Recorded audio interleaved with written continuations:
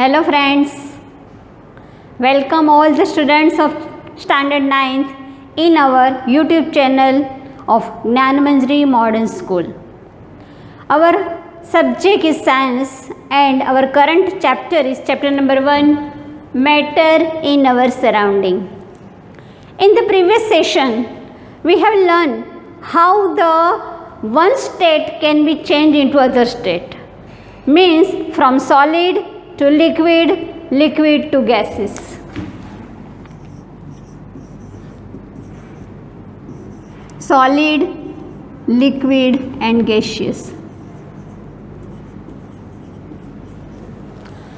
When we apply the heat to the solid, it will be converted into liquid, and when we apply heat to the liquid substance, it will convert into the gaseous state. And the opposite, in opposite way, when we cool the gaseous, it will convert into liquid, and when we cool the liquid substances, it will convert into the solid. So we have seen in the last video, we have also discussed when the solid substance, some solid substances are directly converted into gaseous without converting into the liquid. Directly from solid to gaseous, and this process is called sublimation.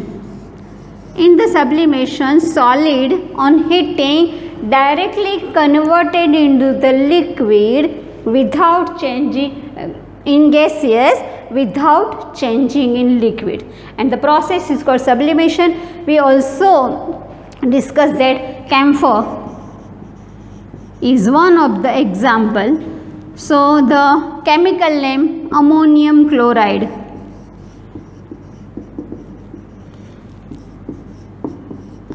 is the chemical name of camphor which we use during our puja. Now, how this camphor is converted into directly into the gaseous state, and when we cool it, again directly converted into the solid without converting into the liquid. So one activity is given in your textbook, page number 8, activity 1.13. Students, always keep your book open while watching this video, so you can get all the concept clear in your mind. So open your book, activity 1.13. In this, one funnel is there, funnel, but it is inverted, means it is kept inverted. This is a china dish,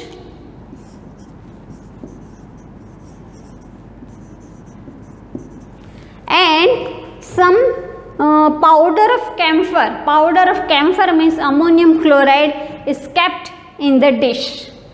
Now we slowly start heating this ammonium chloride. Again, one thing is remaining. When this funnel is inverted, we have keep here cotton plug. I will tell reason afterwards.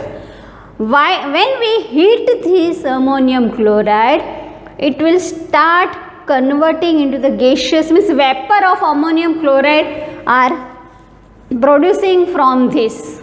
Not a liquid, but directly the gaseous state, and we are putting here cotton plug, so it won't go out of the funnel in the atmosphere. So due to the cotton plug, it will block there, and it is spread inside the funnel, and after some time when we stop heating it, then this gaseous will again converted into the ammonium chloride. So this ammonium chloride we can see inside the funnel. So here this is in solid state. When we heat it, it converted into the gaseous, and the vapor of ammonium chloride will condense here, and this ammonium chloride we can see inside the funnel, all the sides of the funnel. So from this we can conclude that ammonium chloride is a sublimating substance. What is sublimating substance? On heating, it directly converted into the gaseous state without converting into the liquid. So this is the activity for the camphor or for the sublimation.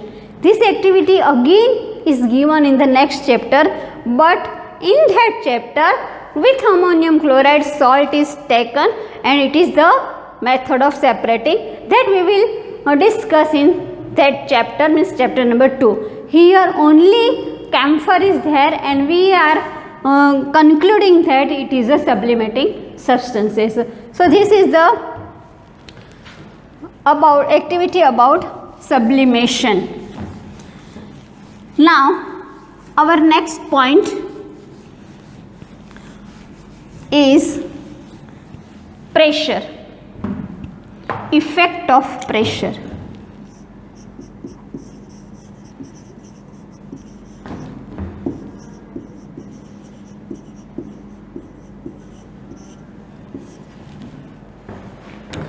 One way to convert the solid into gaseous and gaseous into solid, they are the specific substances and sublimation. And while heating we can change the state, by cooling also we can change the state. Is there any other method to change the state? So yes, effect of pressure. When we apply the pressure, then the molecules come closer to each other, and suppose we apply the pressure on the liquid, so molecule will come closer and it converted into the solid. One activity, one experiment is given also in your textbook. There are 3 beakers and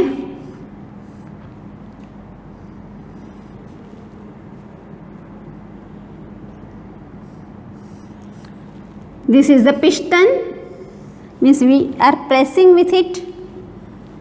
Here the molecules are somewhat away from each other.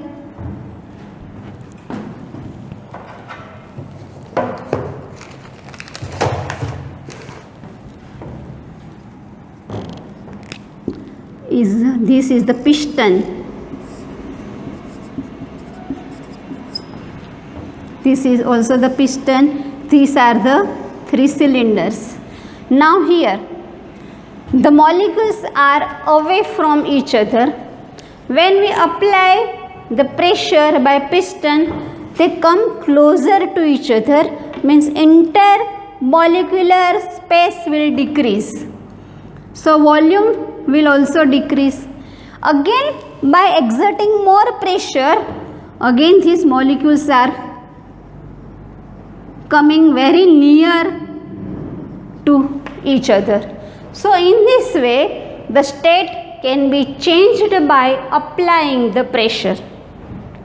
Students, you know that our fire extinguisher, there is a CO2 is in it. It is in the solid state. When the CO2 is in the gaseous state, it is filled up in the refill by applying the pressure and it is converted into the solid CO2. And if we extinguish the fire, we want to extinguish the fire, we open the piston, so the pressure will decrease and suddenly the gas come out from it, and these gas will extinguish the fire, and that is what is there in it? That is solid CO2 is there in that refill, and it is also called as a dry ice. So this is one way how the gaseous is converted into the solid. Suppose this is the gaseous state. When we apply the pressure, it will convert into a liquid. Applying more pressure, it will convert it into the solid. So students, have you seen that refill, gas refill means gas cylinder which we use in our house for cooking. So in that, what is the name? It is LPG. What is the meaning of that? LPG means liquefied petroleum gas. It is the gaseous form. Butane is there in it. Pressure is applied. In the refill, it is in the liquid form. When we on the gas, the pressure decreases. Again, it converted to the gaseous and the gas come out, which that gas we use for our cooking. So in this way, by applying the pressure, solid converted into liquid, into gaseous, gaseous into solid, into liquid. By removing the pressure, again it comes into the gaseous state. So when we apply the pressure on liquid, converted into the gaseous, converted into the liquid. When we apply the pressure on liquid, is converted into the gaseous. When we remove, this will convert it into the liquid and again into the gaseous. By applying the pressure, intermolecular space will decrease, and by removing the pressure, again the molecules are going away from each other and it comes in the form of gaseous state. So these are the ways by which the solid and liquid and gaseous, these three states are converted from one state to the another state. So this is about the conversion of the states.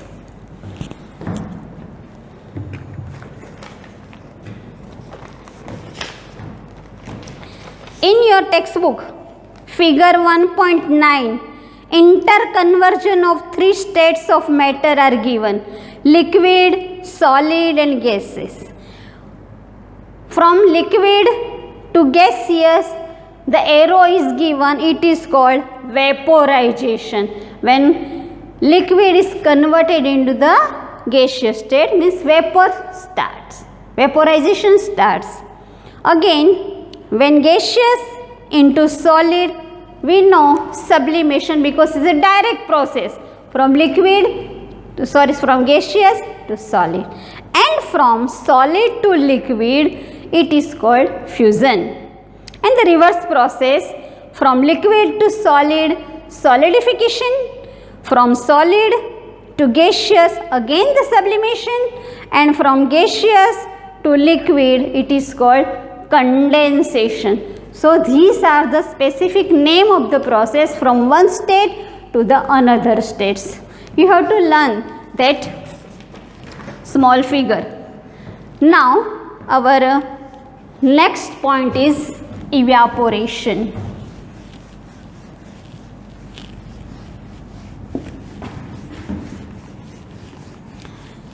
Activity of sublimation is already given in your textbook.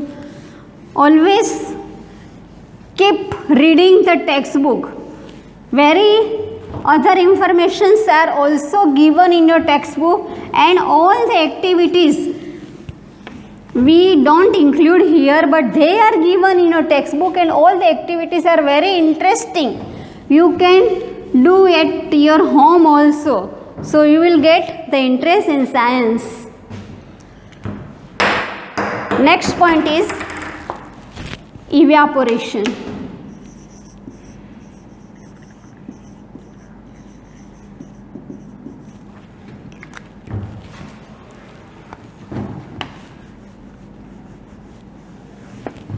Now this process takes place at any temperature.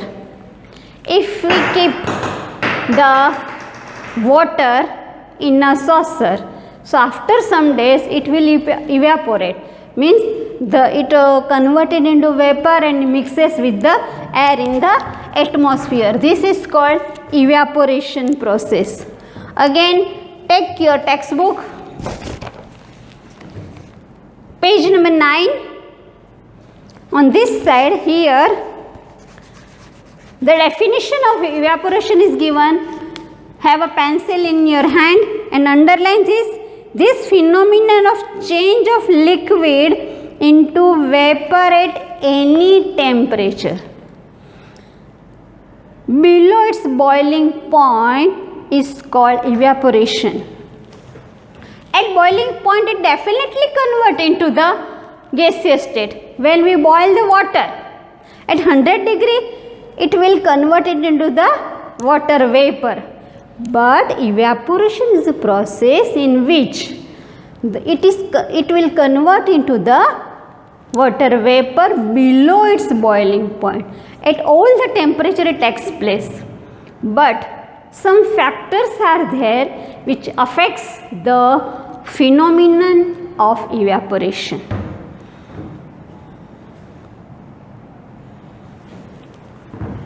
Now our next point is rate of evaporation. At which rate it will increase, which factors are affects the evaporation. Students, have you noticed when we drink a tea, if tea is in cup, we feel it is very hot, we can't drink directly. So first of all what we do, we pour in the saucer and then we drink it. Due to that, the surface area of tea will increase and it cool fast. Science is nothing, all the phenomena are around us. So when we observe and when you conclude about it, you get the scientific rules are around us. Science is not the hard subject. It's around us only, and each and every activity, our day-to-day life activity, you can see the science is there. So evaporation is a surface phenomenon. When we pour a tea in a saucer, evaporation rate increases and it cools fast, and then we can drink the tea easily. Again one thing, when suppose we want to dry a wet clothes, what we do? If we make it free, if it is folded, we make it free, we open it, and when we make it to dry, so the surface area it increases and it will dry faster. So due to that also the rate of evaporation increases. So our first point is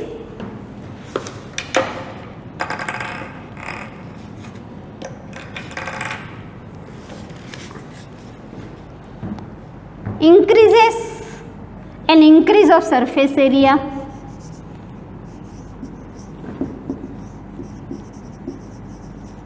increase of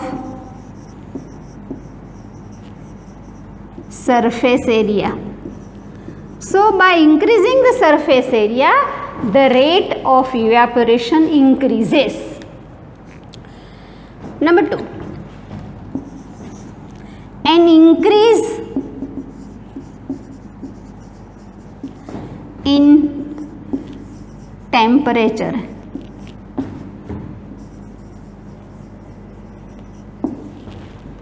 As we know, in a sunny days, in a summer days, our wet clothes dry fast because there is a temperature is more than in the monsoon or in winter, because temperature of the atmosphere is low in the summer comparatively in the winter, and monsoon comparative to the summer. So an increase in temperature.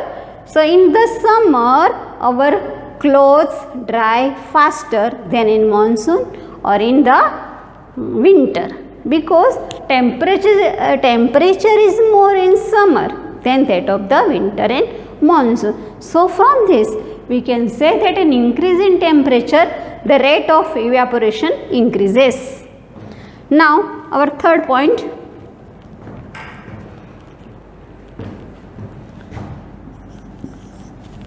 a decrease in humidity.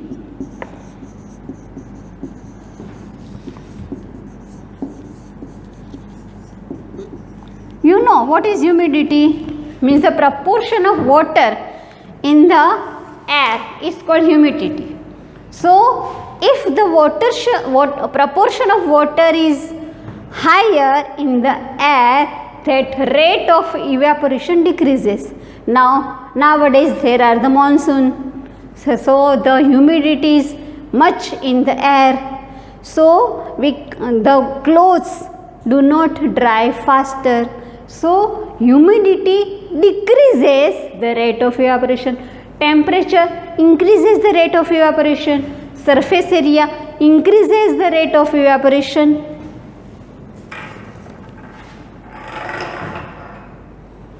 And an increase in wind speed. As you know, if the speed of the wind is more, the rate of evaporation is more.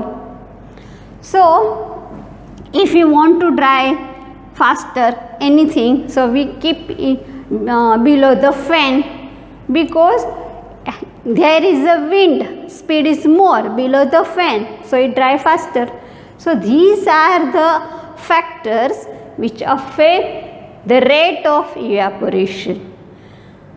These three are, if these three are more, the rate of evaporation is more, and here if humidity is more, it decreases the rate of evaporation.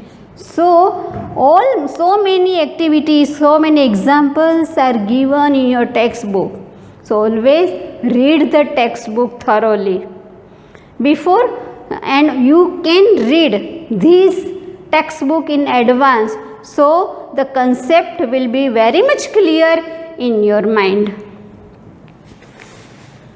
So today we have seen that what is the sublimation, activity of sublimation. Also we have seen the effect of pressure, and also we have seen the effect, the rate of evaporation, the factors which affect the rate of evaporation. I think all these ideas are clear in your mind now. Only one topic is left, and in the next session we will discuss that point, and also I will give you the question which you have to write in your fair book. Keep writing the fair book. I hope that you have finished with the chapter number 8 in your fair book. Okay students, so now the time for homework.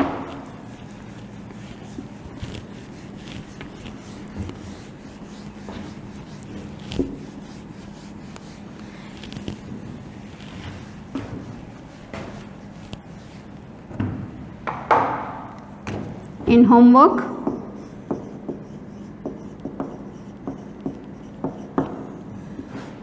write activity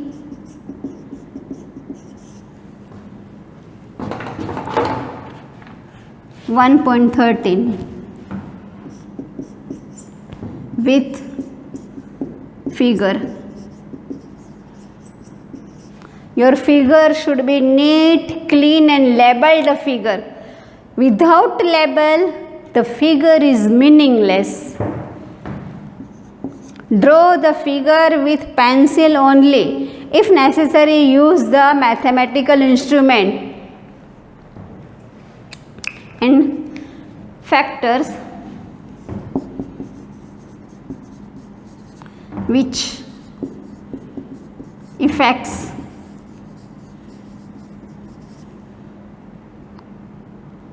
the rate of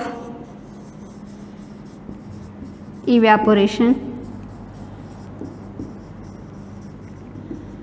with one example each. Here we have discussed all the 4 factors, and also I have given 2-3 examples of each of these factors. So you have to write any one of these, and these already given in your textbook.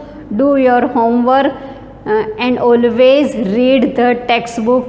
Okay students, thank you, bye.